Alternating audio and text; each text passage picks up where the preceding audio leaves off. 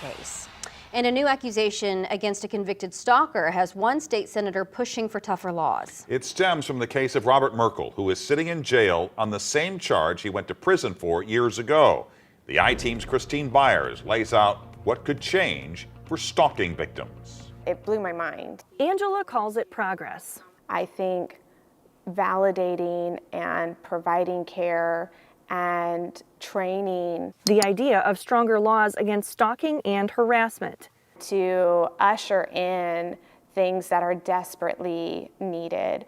Awareness, resources, training, and providing, maybe bringing grants to the table to get things done. And so, again, thinking about humanity and wanting to do good. Angela says she was a stalking victim of Robert Merkle. He wasn't convicted in her case because Angela says police didn't take her seriously.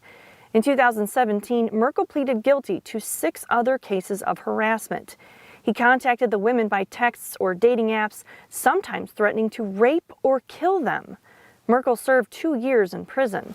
He's now charged with harassment again after being released from parole last year. We decided what we needed to do was have deeper study of the issue with people that are impacted or can impact the process. Missouri State Senator Jill Shoup introduced Senate Bill 1215 to organize a task force. If it passes, the task force will be made up of 15 members of law enforcement, victim advocates, prosecutors, lawmakers, and victims. They'll work together to improve stalking investigations. That's why we are trying to bring these people together in the same room to talk about how do we cross police borders, to say from one community's police officers to another across state lines, because these perpetrators don't know those boundaries. They don't care. So these become federal crimes. It's legislation Angela hopes leads to change.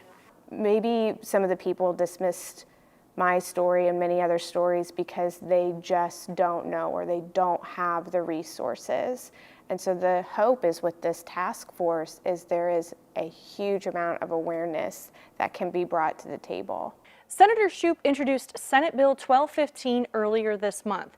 She's hoping for bipartisan support so it will be passed this session. For the I-Team, Christine Byers, 5 on your side.